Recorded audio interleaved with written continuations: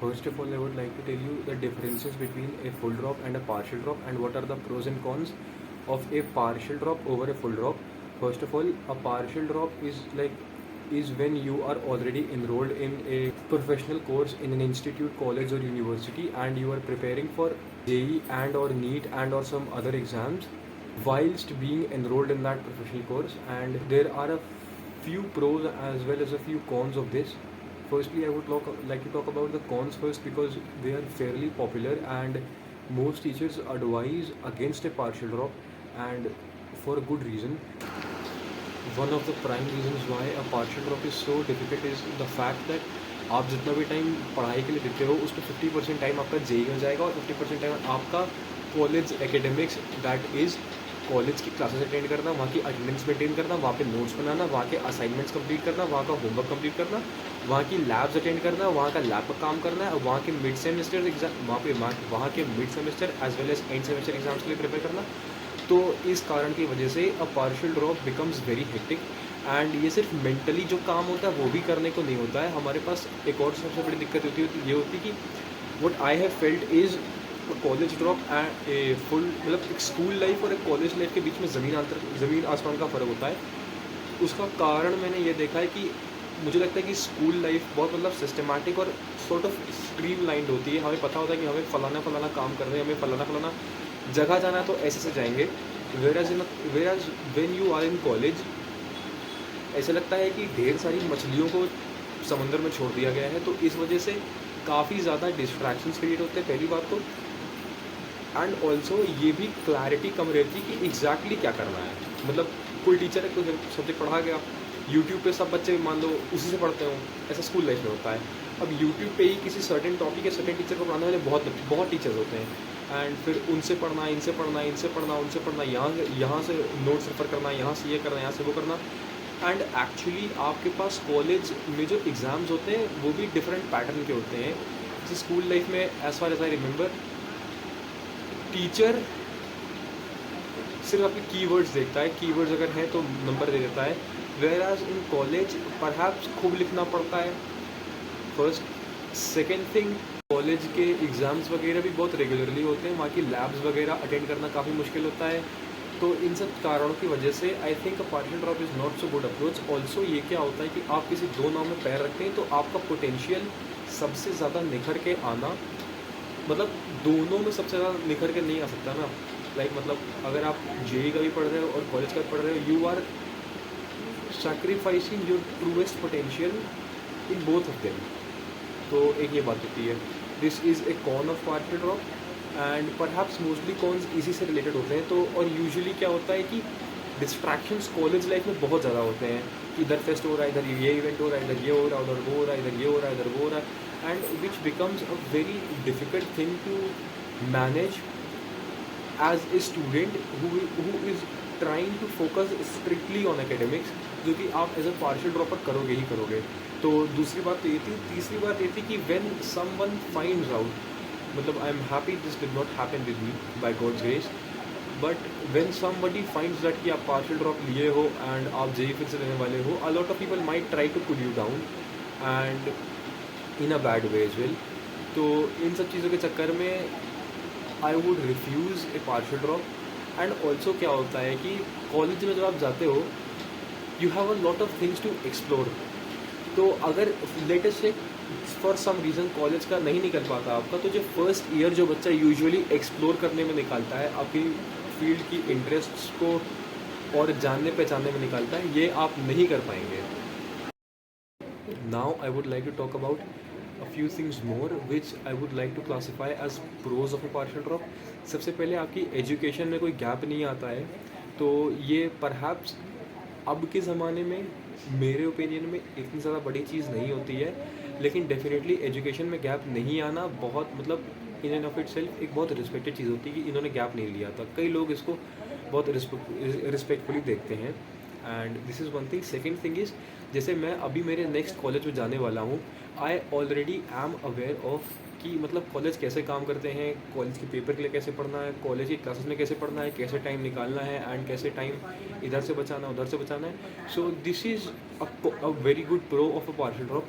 And the third pro of partial drop is मतलब जैसे किसी बच्चे का पेपर नहीं निकला, फॉर एनी रीज़न नहीं निकला, ठीक है, वैसे तो we should take full responsibility कि हमारा पेपर क्यों नहीं निकला एंड हमने हमारे एफर्ट्स में कहाँ कमी रह गई थी, तो उसमें हमें लुक डाउन करके देखना है. But I would not disagree with the fact that कई बार मान लो किसी का नहीं निकल सकता है एंड उसकी वजह से आपका एक साल बर्बाद नहीं होगा, ठीक है. तो ये तीन थे pros of a partial drop over a full drop. Now I am going to talk about the don'ts of a partial drop. सबसे पहला डोंट तो ये होता है कि आप कॉलेज के एग्ज़ाम्स को बिल्कुल मत इग्नोर करिएगा. मैं इसके बारे में फर्दर इन द वीडियो और बताऊंगा, लेकिन आप अभी के लिए इतना समझ लीजिए कॉलेज के एग्ज़ाम्स को आपको बिल्कुल इग्नोर नहीं करना है. मतलब मैं और भी मेरे कॉलेज से पार्शियल ड्रॉपर्स थे, उन्होंने कॉलेज के एग्ज़ाम्स को बिल्कुल इग्नोर कर रखा था. उन्होंने कॉलेज के एग्ज़ाम के सिर्फ एक दिन पहले, जस्ट एक दिन पहले पढ़ा था एंड उनका at the very end JEE भी नहीं निकला एंड उनके कॉलेज के एग्ज़ाम्स में भी खूब ख़राब नंबर आए थे, उनकी खूब बैक लगी हुई थी, फेल वगैरह गंदे तरीके से. मतलब मैं बुली बिल्कुल नहीं कर रहा हूँ उनको, लेकिन एग्जाम्पल बता रहा हूँ कि आपको कॉलेज के एग्ज़ाम्स बिल्कुल इग्नोर नहीं करने हैं. पहला डोंट तो ये हो गया. दूसरा डोंट है आपको कोई इवेंट में नहीं जाना है. भाड़ में जाए सारे event. You are here competing with the students who are studying 10-12 hours a day on a regular basis, on a usual day, and on good days they are studying 14 hours a day and perhaps to a degree even more. तो आपके पास समय की जो किल्लत है इसको beat करने के लिए आपको बहुत चीज़ें सैक्रिफाइस करनी पड़ेंगी एंड परहैप्स कॉलेज के इवेंट्स, कॉलेज के फेस्ट्स एंड कॉलेज के छोटे मोटे आउटिंग्स वगैरह पे कभी निकल जाते हैं, तो वो सब आपको सैक्रिफाइस करने पड़ेंगे. And third thing which I would also like to tell as a don't is कि कॉलेज में किसी से भी बदतमीज़ी से बात ना करें, इन रिगार्डलेस ऑफ कोई वो दूसरा बच्चा हो, कोई वो सीनियर हो या कोई वो प्रोफेसर हो. एज कॉलेज छोड़ते टाइम आपके लिए ये एक दिक्कत वाली बात बन सकता है कि अगर आपने किसी से लड़ाई कर ली तो वो आपके कैरेक्टर सर्टिफिकेट पे वाली बात मेंशन कर सकते हैं. तो this is another don't. And और क्या ना करें, और जब तक फाइनल रिजल्ट ना आ जाए तब तक रिफ्रेन करें कि ये बात आप सबसे मतलब कम से कम लोगों को बताएं तो उतना ज़्यादा बेटर होगा. प्रीवियस ईयर क्वेश्चंस को बिल्कुल इग्नोर मत करिएगा, क्योंकि perhaps they are the only resource through which you can जज योर प्रिपरेशन फ्रॉम. एंड बहुत सारे students end up ignoring them only, which is perhaps a very bad thing in my opinion. Another don't is I would say kindly do not ignore your health. और अपनी health के लिए आप definitely अपना sleep Kota पूरा कर सकते हैं, 6 घंटे के आसपास ज़रूर सोएं. एंड उसके अलावा आपके पास जब भी टाइम मिले तो प्रेफरेबली वॉक करना पसंद करें, डेली स्टेप्स अंदर लें. एंड इससे क्या होगा कि आपकी हेल्थ बहुत गिरेगी नहीं एंड परहैप्स इस फाइट में आप कंटिन्यूसली बने रहेंगे.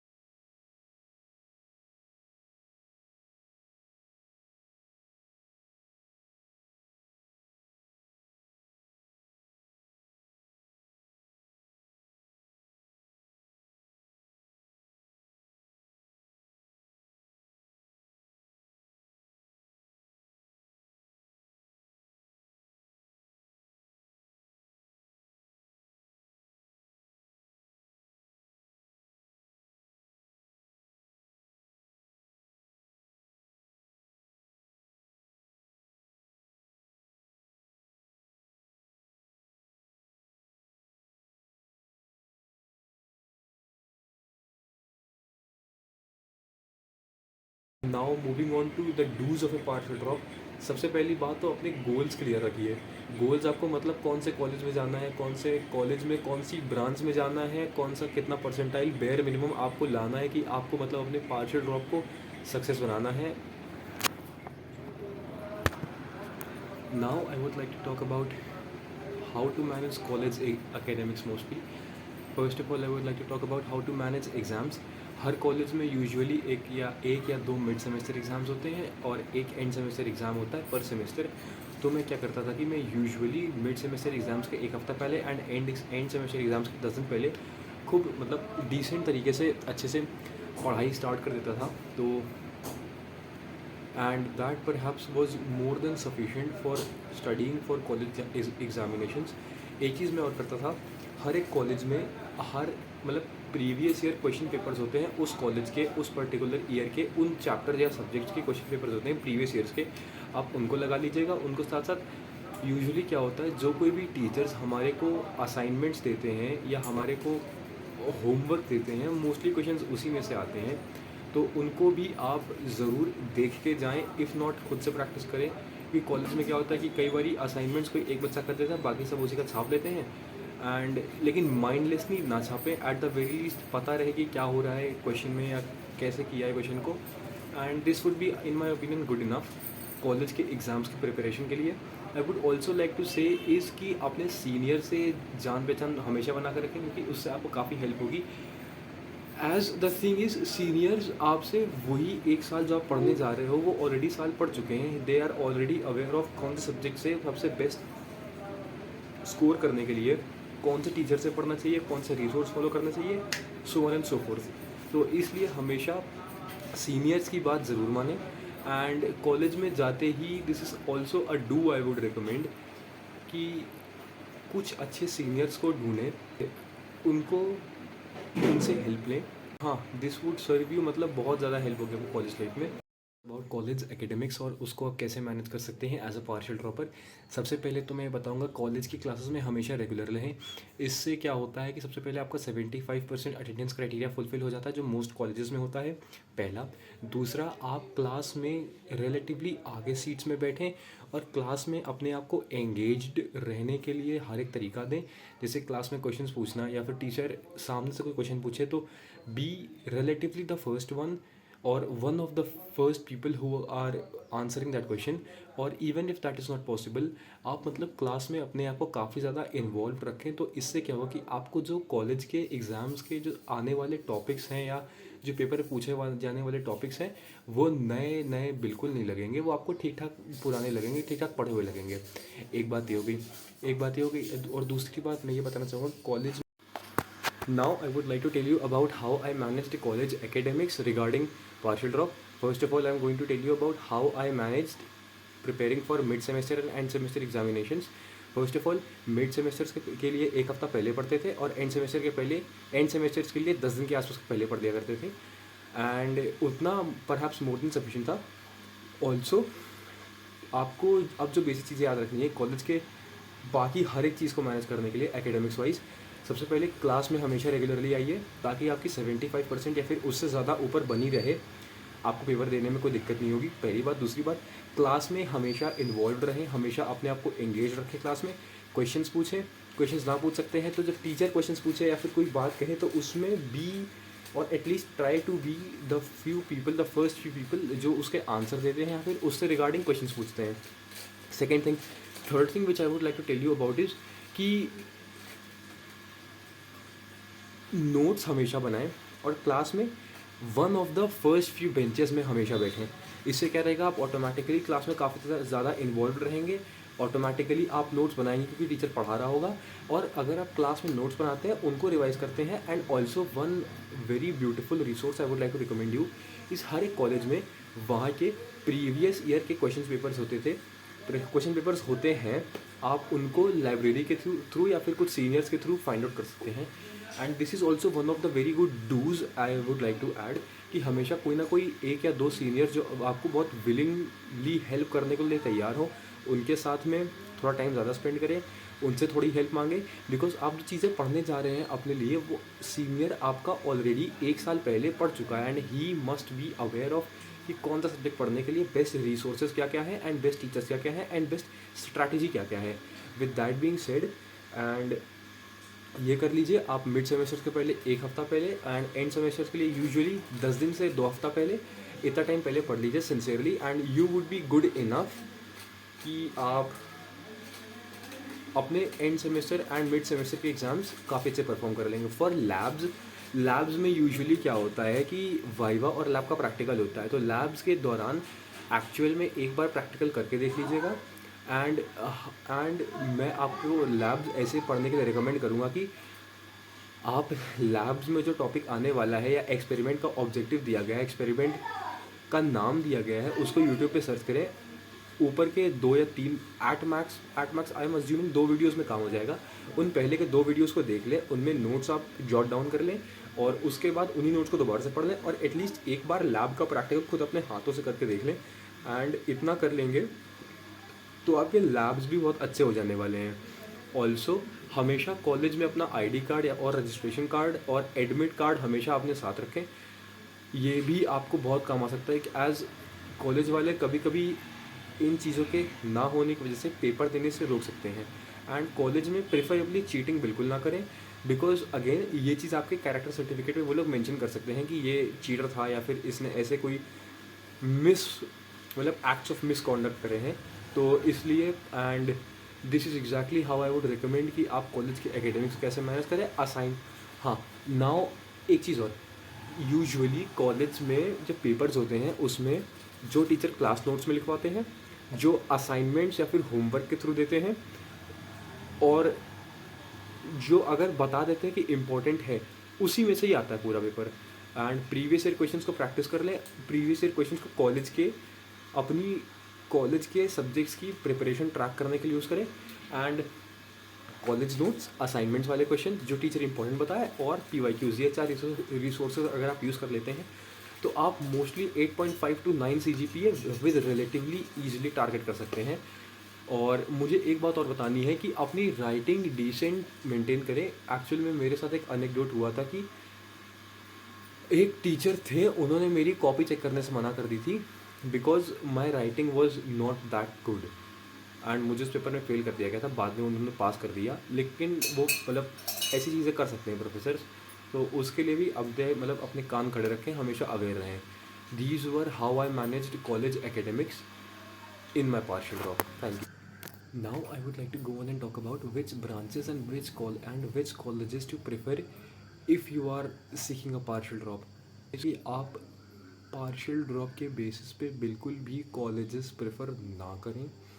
I say this very specifically because आपको कॉलेज ऐसे डिसाइड करना चाहिए कि यही कॉलेज में ही आपको पूरा एकदम करियर परस्यू करना है and from there on you can decide कि किस कॉलेज में और किस and same with the branch कि इसी ब्रांच में आपको करियर परस्यू करना है। ऐसे आपको कॉलेज और ब्रांच डिसाइड करनी चाहिए।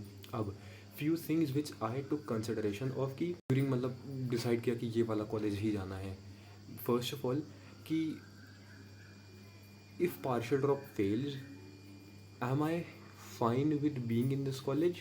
Perhaps मेरे केस में क्या था कि ऑफ कोर्स मतलब पार्शियल ड्रॉप को सक्सीड कराने के लिए बहुत बड़ी फायर थी मेरे अंदर, लेकिन ऐसा था कि I would have been rather very happy कि मतलब कॉलेज कौन सा मिला है एंड ब्रांच बिकॉज CSE थी मेरी वाली। तो एक ये बात थी। दूसरी बात ये थी कि कॉलेज में ऐसा है कि मतलब ऐसा देखिए कि जहाँ पे आपको रिलेटिवली टाइम JEE का पढ़ने के लिए ज़्यादा मिल पाए। दूसरी बात।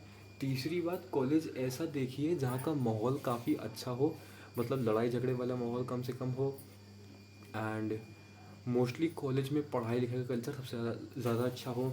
एंड चौथी बात मैं ये बोलना चाहूँगा कि मैंने जब कॉलेज लिया था तो मैंने देखिए लिया था कि मेरे घर के पास था कॉलेज एंड तो मैं डेली अप डाउन किया करता था। तो हॉस्टल के डिस्ट्रैक्शंस, हॉस्टल का खाना पीना एंड हॉस्टल में खुद कपड़े धुलना और खुद सारे काम करना, इन सब से मैं बच गया था। तो ये वाली बात थी। And now I am going to talk about the advantages I had before taking a partial drop. तो सबसे बड़ा एडवांटेज ये था कि मेरी हेल्थ भगवान जी की दया से काफ़ी अच्छी थी। मैं वर्कआउट बहुत कंसिस्टेंटली किया करता था उसके पहले और मतलब एंड इसलिए जो मेहनत मुझे करनी थी उसको मैं फिज़िकली झेल पाने के कंपैरिजन में काफ़ी अच्छा था, उस मेहनत को झेल पाया था। दूसरी बात एंड मतलब ये भी एक एज फैक्टर भी था कि मैं जब पार्शियल ड्रॉप कर रहा था मैं 20 साल या 19-20 का था।